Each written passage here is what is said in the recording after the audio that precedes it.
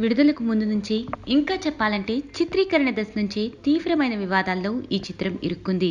విడుదల సమయం దగ్గర పడే కొద్దీ ఈ చిత్ర వివాదం మరింతగా ఎక్కువయ్యాయి. సెన్సార్ సభ్యులకైతే ఈ చిత్రం తలకు మించిన భారంగా మారింది. ఓ దశలో ఈ చిత్రం విడుదలవుతుందా లేదా అనే సందేహాలు కూడా మొదలయ్యాయి. అన్ని అడ్డంకుల్ని దాటుకొని ఈ చిత్రం జనవరి 26న విడుదలకు సిద్ధమవుతోంది. కాగా నేడు హైదరాబాద్ లో ఈ చిత్రం ప్రీమియర్ షోలు ప్రదర్శించారు. దీపికా పదుకొనె, షాహిద్ కపూర్ మరియు రణ్వీర్ సింగ్ లు ప్రధాన పాత్రలు నటించారు. భారీ చిత్రాల దర్శకుడు సంజయ్ లీలా బన్సాలి ఈ చిత్రాన్ని తెరకెక్కించారు.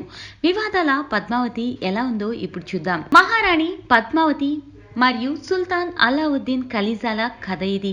ఇలాంటి చారిత్రాత్మక చిత్రంలో దర్శకుడు బన్సాలి ఎమోషన్స్ ని హైలైట్ చేసిన విధానం బాగుంది. విజువల్స్ పరంగా దర్శకుడు మరోసారి తన ప్రత్యేకతని చాటుకున్నారు. బన్సాలి చిత్రాల్లో విజువల్స్ అద్భుతంగా ఉంటాయి. ఈ చిత్రంలో కూడా అదే స్థాయిలో ఉన్నాయి. ప్రధాన పాత్రలో నటించిన దీపికా పదుకొనె, షాహిద్ కపూర్ మరియు రణ్వీర్ సింగ్ ల నటన ఆకట్టుకునే విధంగా ఉంది.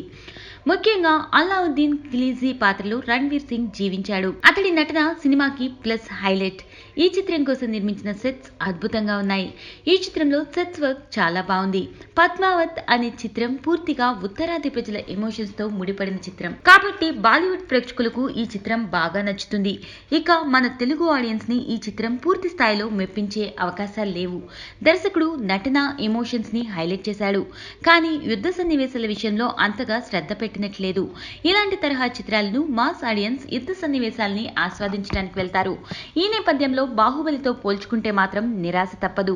మొత్తంగా పద్మావతి చిత్రం తెలుగులో యావరేజ్ సినిమాగా మిగిలిపోనుంది. పైన చెప్పుకున్న పాజిటివ్ అంశాల కోసం ఈ సినిమాని ఒక్కసారి ఆస్వాదించొచ్చు.